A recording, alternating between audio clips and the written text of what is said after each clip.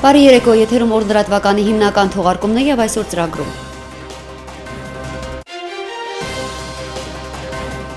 Իրադրությունն առաջնագծում Պաշտպանության բանակի առաջապահ զորամասերը վստահորեն իրականացնում են իրենց առջև դրված մարտական խնդիրը։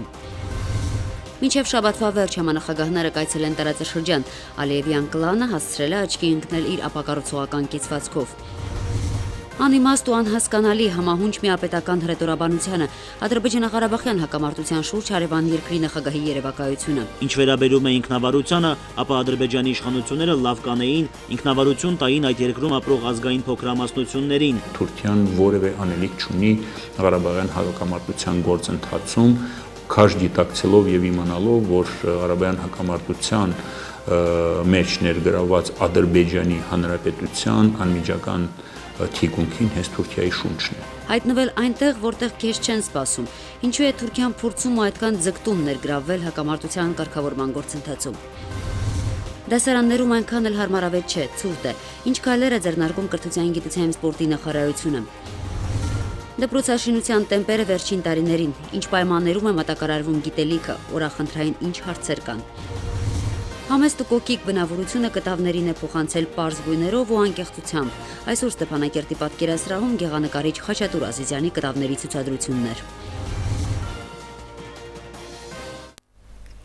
Հոկտեմբերի 17-ի լույս 18-ի գիշերը Ղարաբաղ-ադրբեջանական հակամարտ զորքերի շփման գծում հակառակորդի կողմից հրադադարի պահպանման ռեժիմը խախտվել է շուրջ 20 անգամ։ Այդ ընթացքում տարբեր դրամաչափի հրաձգային զինատեսակներից հայ դիրքապահների ուղղությամբ արձակվել է ավելի քան 240 կրակոց։ Հարավային ուղղությամբ ադրբեջանական զինուժը կիրառել է նաև SVD տիպի դիպուկահար հրացաններ, արձակելով 21 կրակոց։ Պաշտպանության բանակի առաջապահ զորամասերը շարունակում են տիրապետել օպերատիվ մարտավարական իրադրությանը եւ վստահորեն իրականացնել իրենց առջև դրված մարտական խնդիրը։ Մինչև շաբաթվա վերջ համանախագահները կայցելեն տարածաշրջան, որ լիքի թվիթերյան գրառման համաձայն միջնորդները հանդիպումներ կունենան Երևանում, Ստեփանակերտում եւ Բաքվում։ Իլհամ Ալիևի վարչակազմը դարձյալ աչքի է ընկել իր ապակառուցողական կեցվածքով, տարածաշրջան այցի նախաշեմին հերթական քննադատությունն է հնչեցրել միջնորդների հասցեին։ Ըստ Հակին Ազիի, Ադրբեջանի նախագահի աշխատակազմի ղեկավարի տեղակալ արտաքին կապերի բաժնի ղեկավար Նովրուզ Մամեդովը հայտարարել է, որ պաշտոնական Բաքվում միջնորդներից եւ միջազգային հանրությունից հստակ քայլեր է պահանջում հակամարտության կարգավորման ուղղությամբ։ Իսկ ԵԱՀԿ Մինսկի խմբի միջնորդությամբ անցկացվող բանակցությունները մինչև հիմա հակամարտության կարգավորման գործում առաջընթացի չեն հանգեցրել։ Վերջին շրջանում ադրբեջանական կողմը պնդում էր, թե հակամարտությունը շատ շուտով վերջնական լուծում է ստանալու, եւ պարզ է, որ ըստ ադրբեջանցիների այն լուծվելու էր բացառապես տարածքային ամբողջականության սկզբունքով։ Ի պատասխան անպագորգոր հայտարարությունների միջազգային հանրությունը հասկացրեց, որ հակամարտության լուծումը բարդ է եւ հակամարտող կողմերն էլ պատրաստ չեն գոնե մոտ ապագայում լուծել խնդիրը։ Այս իրականությունն ուղղակի չընկալող Իլհամ Ալիևին էլ անշուշտ խոսափող է անհրաժեշտ, որպեսզի իր ոչ դիվանագիտական, իսկ նոր սահմանադրությունից հետո արդեն իր միապետական հռետորաբանությամբ մի քանի անիմաստ, անհասկանալի ու վիրավորական նախադասություններ հնչեցնի Հայաստանի ու Ադրբեջանի շահերին չծառայող պետությունների։ Մի քանի օրից Ռասիա 1-ը կցուցադրի այս պատմական հարցազրույցը, որն այսօր հրապարակել է ՌԻԱ Նովոստի գործակալությունը։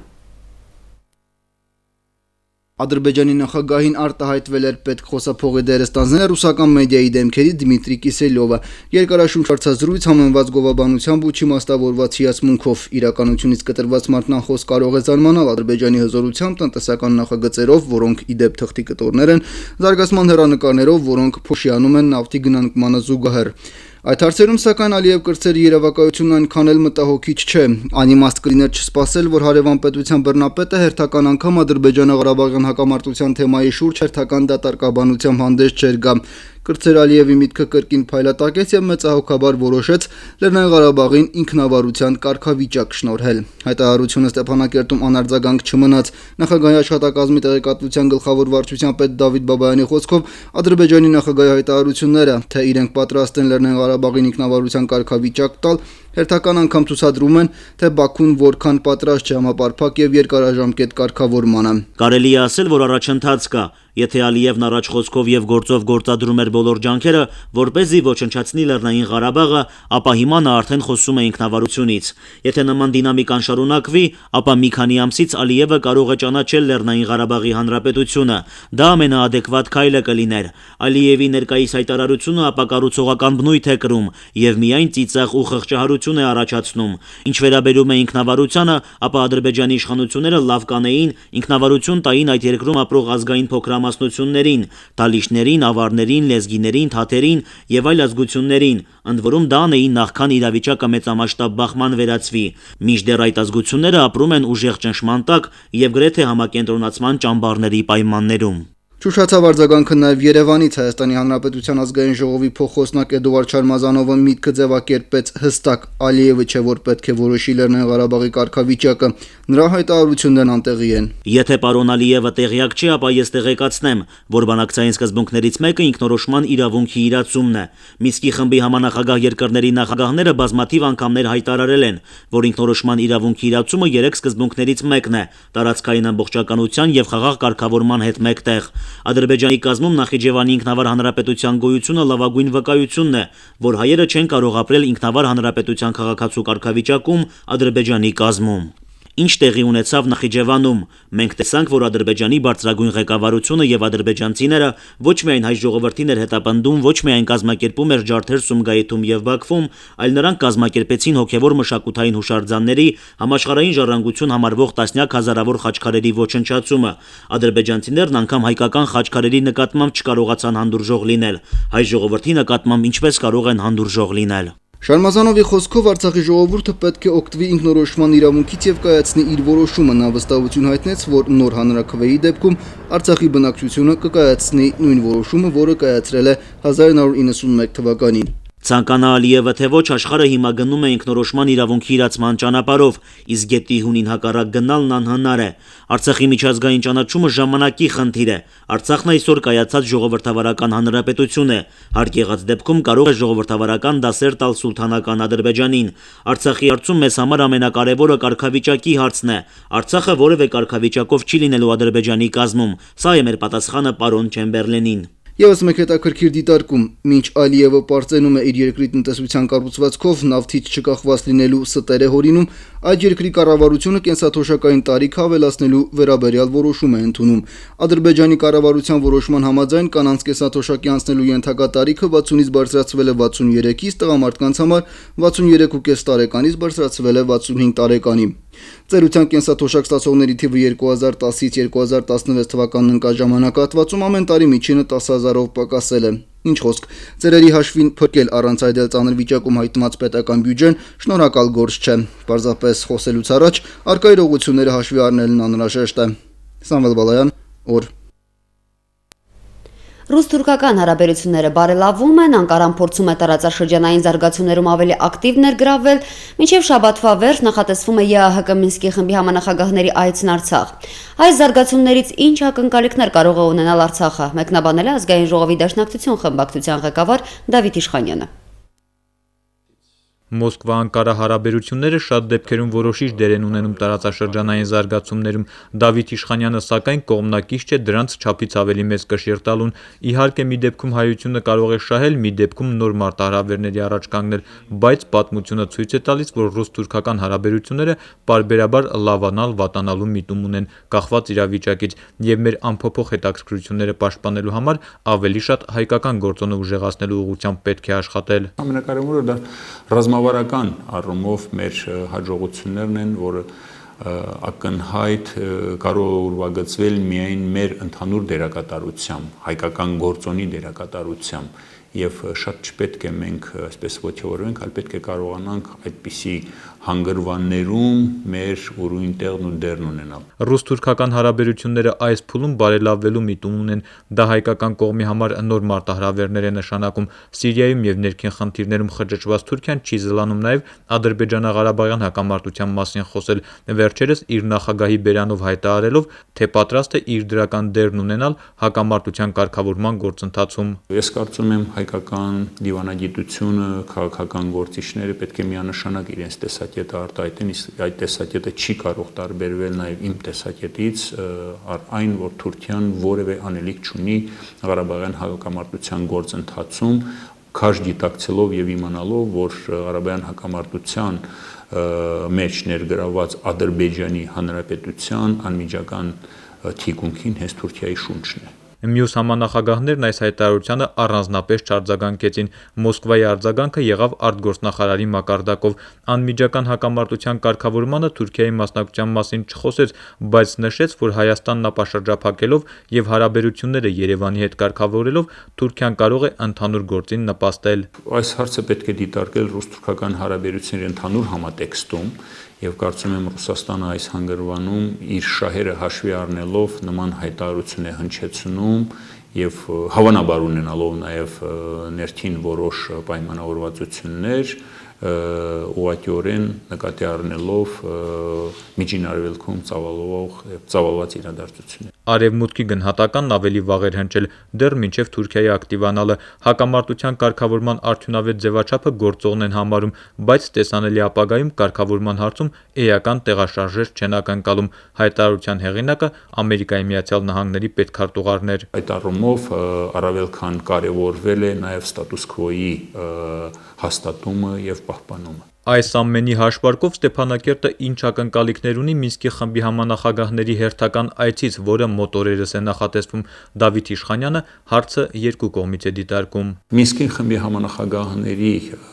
այցելությունը միշտ էլ որոշակի հույսեր է ներշնչել եւ իրենց գործունեությամբ Մինսկի խմբի համանախագահները փորձել են իրավիճակը ավելի կայունացնելու եւ իրենց դերակատարություն ունենալու։ Այնուհանդերձ Ղարաբաղյան կողմը միշտ էլ իր դժգոհություն է ունեցել Մինսկի խմբի համանախագահներից, երբ որ երկու կողմերի, իդեմս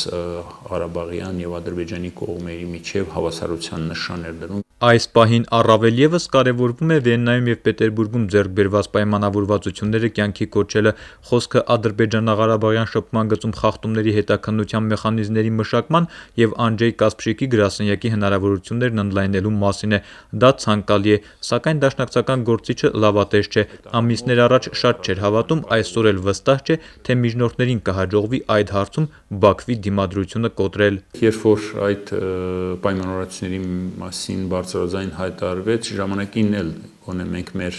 տեսակետներով հանդես եկանք եւ մեծ հույսեր չփայփայեցինք այդ առումով, հատկապես կանխազգալով Ադրբեջանի կողմից որոշակիորեն հակադրվելու եւ չընդունելու հանգամանքը եւ կարծում եմ այսօր էլ մենք մեծ հույսեր չպետք է փայփայենք։ Նորեր Հովսեփյան, Արտավազդ Գրիգորյան, օր։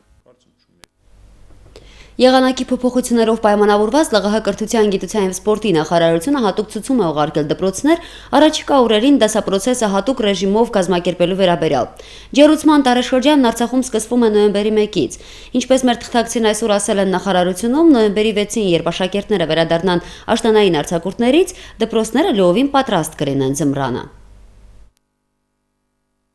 Նախարարության կողմից ցուցում է տրված մոտ օրերս, որտեղ որ հնարավորություն կա վառարաններով ջեռուցում է կազմակերպում, այնտեղ վառարանները վառել։ Իսկ որտեղ որ ջեռուցումը կենտրոնական ջեռուցում է, այդ դպրոցներին ցուցում տրված է, որ կարճեցված ռեժիմով աշխատեն 30 րոպեանոց դասեր, 30-35 նայած ու 5 րոպեանոց դասամիջոցներ, որ հնարավոր լինի այս 1-2 օրը անցնենք ջերմաստիճանի կտրուկ փոփոխությունները անցնենք։ Ամսի 22-ից 23-ից նորից ըստ հիդրոմետ կենտրոնների տալիս են նորից ջերմաստիճանի տաքացում, հետևաբար նորից կանցնենք մեր սովորական ռեժիմին։ Առաջի դասարանցիները հոկտեմբերի 24-ից մինչև նոյեմբերի 6-ը, իսկ 2-ից 12-րդ դասարանցիները հոկտեմբերի 31-ից մինչև ամսի 6-ը արձակուրդում են, նոյեմբերի 6-ը արձակուրդում են, եւ մեր ջեռուցման շրջանը հենց սկսում են նոյեմբերից, նոյեմբերի 6-ից երբ կգան, ջեռուցման շրջանը սկսած կլինի, հետեւաբար խնդիրներ չենք ունենա։ Հանրապետությունում դպրոցաշինությունը միշտ էլ առաջին տեղում է եղել։ Պատերազմից հետո ավերված համակարգն աստիճանաբար վերականգնվել է։ Արցախցի երեխաները սովորում են հիմնականում վերանորոգված ու նոր կառուցված ժամանակակից դպրոցներում ու մանկապարտեզներում։ Գործընթացը շարունակական է։ Շինարարական աշխատանքներն ընթացքի մեջ են։ Նոր մանկապարտեզներ ու դպրոցներ, մանկահասակ ու դպրոցահասակ երեխաների նկատմամբ ուշադրությունը առաջնահերթային է։ Պատերազմից հետո նախադպրոցական հիմնարկների վերականգնման գործընթացը թեև դանդաղ, բայց հաստատուն ուղեգծով էր։ Արդյունքում 53 մանկապարտեզ ու դպրոցներում գործող բազմաթիվ նախակրթարաններ։ Այս տարիների ընթացքում մենք դպրոցների գերակշիռ մասը կամ նոր շենքեր են կառուցվել կամ հիմնանորոգվել են, նույնը ասեմ նաև նախադպրոցական ուսումնական հաստատությունների վերականգնման մասին մենք սկզբնական շրջանում միայն հայ ավետարանչական ընկերակցության եւ հայօգնության միության կողմից էին մանկապարտեզներ բացել, իսկ ներկայությամբ մենք արդեն հանրապետությունում ունենք 53 մանկապարտեզներ, որից 38-ը պետական մանկապարտեզներ են եւ ասեմ, որ այս տարիների ընթացքում, ինչպես տեսնում ենք, թվակազմի եւ երեխաների ընդգրկվածության եւ նաեւ իհարկե անհրաժեշտ պայմանների ստեղծման առումով մենք կարողանում ենք այս հաստատություններում լիարժեք նախադպրոցական կրթություն իրականացնել։ Չնայած տարված աշխատանքին հարցը դեռ օրախնդրային է։ Եթե նախկինում այն հատկապես սուր էր մայրաքաղաքում, ապա այժմ նաև խոշոր գյուղական բնակավայրերի մանուկների դաստիարակման ու կրթման հարցն է օրակարգում։ Անցած եւ այս ուսումնական դարում մի շարք նախակրթարաններ են շահագործման հանձնվել, վերջինն էլ ներքին հորաթաղի մանկապարտեզներ, այն նաեւ հարևան Ծաղկաշատին է ծառայելու, մի շարք օբյեկտների շինարարությունն էլ ընթացքի մեջ է։ Ըստ անհրաժեշտության գյուղական վայրերում են կառուցում նոր մանկապարտեզներ, հատկապես խոշոր բնակավայրերում։ Այս տարի մենք շահագործման հանձնեցինք Գիշի եւ Իվանյանի մանկապարտեզները, դպրոցների կից խմբերի ձևով գործելու է Տումո, Նոր Սեյսուրանի եւ ներքին հորաթաղի նախադպրոցական խմբերը մանկապարտեզային համապատասխան պայմաններով։ Ներկայությամբ էլ մի շարք մանկապարտեզների կառուցման աշխատանքներն ընթանում Սարուշեն, Մոխրաթաղ, Շուշի, նաև Քարվաճարի դպրոցինքից նախադպրոցական խմբի աշխատանքներն իրականացնում։ Ասել է թե այսպիսի շարունակական աշխատանքների շնորհիվ եւ մենք առաջիկայում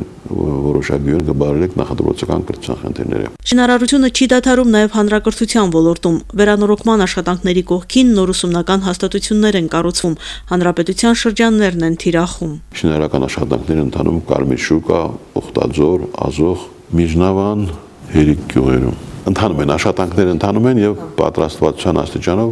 շահագործման կհանձնվեն։ Ուշադրությունը մեծ է նաև մարզական օբյեկտների նկատմամբ։ Մեր մարզիկների հաջողություններն են խթան հանդիսանում, գործող մարզադպրոցներին նորերն են ավելանում։ Սեպտեմբերի 1-ի դուրսությամբ 3 մարզական կառույցներ շահագործման հանձնվեցին Ճարտար քաղաքում, Գիշիում եւ Ստեփանակերտում եւ նաեւ հաշվի առնելով, որ յուրաքանչյուր շրջանում գործում են մարզադպրոցներ, բավականին ակտիվացել են այդ մարզադպրոցներում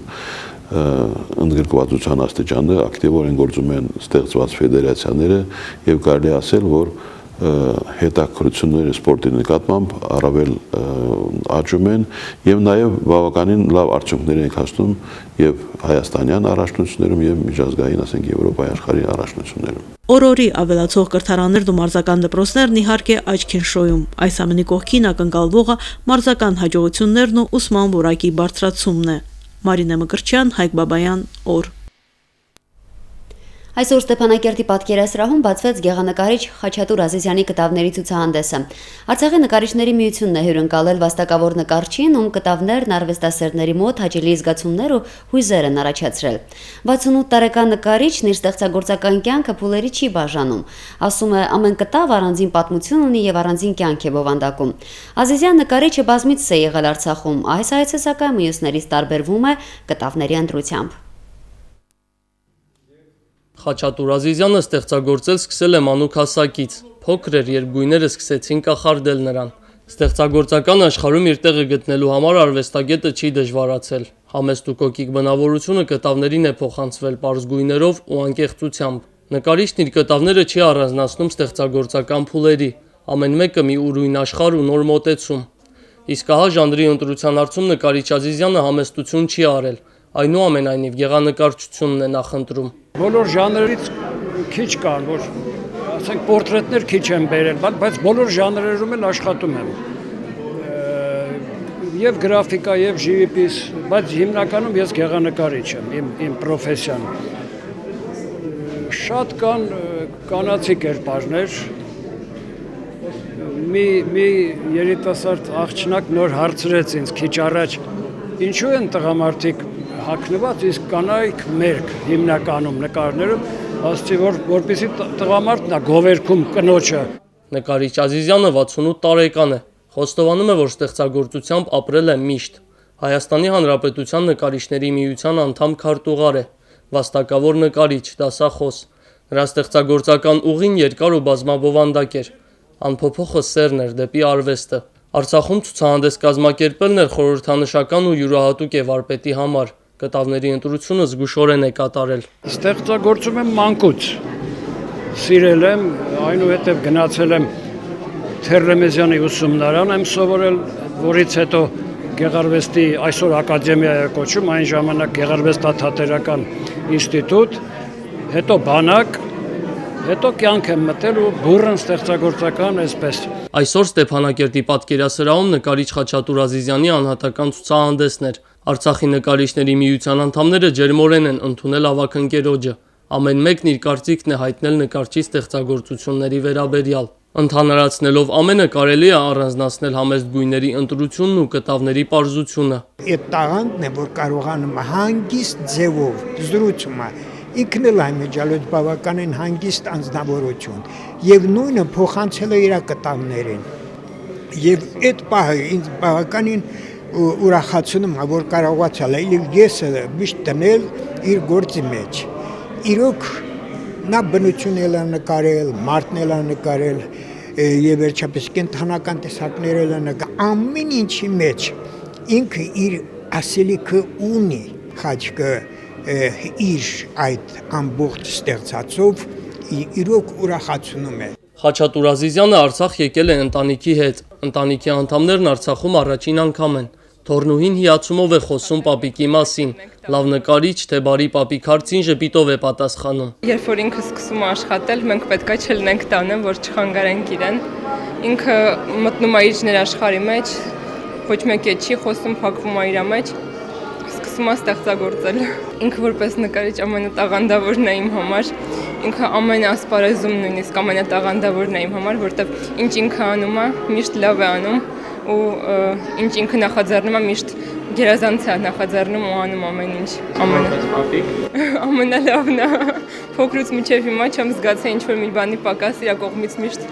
ամեն ինչում ինձ օգնում է։ Նկարչի բազմաժանր ստեղծագործությունները վերնագրված են տարբեր անվանումներով։ Ամեն մեկն առանձին պատմություն ունի։ Բուրմունք կոչվող կտավը նույնպես իր պատմությունն ունի։ Խաչատուր Ազիզյանը փորձեց վերհիշել այդ նկարի ներշնչանքի պատմությունը։ Ընկերոջս Բաքում ծաղկել էին ծառերը, այդպես սիրենը բանը։ Ես հուզվեցի, վերցրեցի իր էտյուդնիկը, իր կտավը, սեփական տուն էր էլի, ու նկարեցի արագ մի 2 ժամ է տևե։ Էտա ու բուրմունքի բան կար այդպես, վերնագիրներ դրեցի։ Մի նկարի պատմությունը հուշում է, երբեմն կտավների ներշնչանքը հուզմունքից է բխում։ Ցուցահանդեսին ներկայացված աշխատանքներով հեղինակն է խոսում։ Ստեղծագործություններից յուրաքանչյուրն էլ իր հերթին խոսում է Խաչատուր Ազիզյանի ապրումների ու փոփոխվող ներաշխարհի մասին։ Հարություն Մկրտչյան, Աշոտ Գասպարյան, օր։ Հայաստանի Հանրապետության արտակարգ իրավիճակների նախարարությունը տեղեկացնում է, որ ժամը 19:30-ի դրությամբ Հայաստանի Հանրապետության տարածքում կան դժվարանցանելի ավտոճանապարհներ։ Դժվարանցանելի է Սոտք-Քարվաճար ավտոճանապարհը։ Շիրակի մարզում առկա են տեղումներ ձյան տեսքով։ Վրաստանի արտակարգ իրավիճակների դեպարտամենտի ստացված տեղեկատվության համաձայն Լարսի անցակետը բաց է մարդատար ավտոմեքենաների համար անվաշղթաների կիրառման դեպքում։ Իսկ բեռնատարների համար անցակետը փակ է։ Իրականացվում են մաքրման աշխատանքներ։